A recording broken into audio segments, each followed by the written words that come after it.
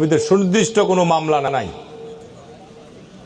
এর বাইরে কোনো লোককে যেন হয়রানি করা না হয়। যদি হয়রানি করা হয় আমি জনসাধারণকে নিয়ে কিন্তু আমি থানা ঘেরাও করবো, একদম পরিষ্কার বলেছি।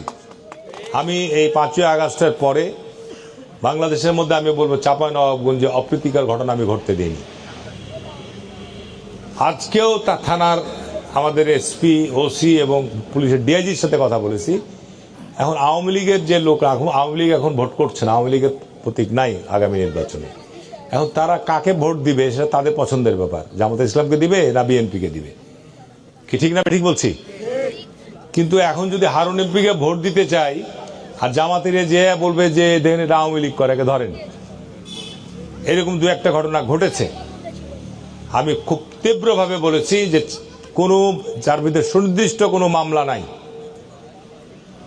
এর বাইরে কোনো লোককে যেন হয়রানি করা না হয়। যদি হয়রানি করা হয় আমি জনসাধারণকে নিয়ে কিন্তু আমি থানা ঘেরাও করবো, একদম পরিষ্কার বলেছি।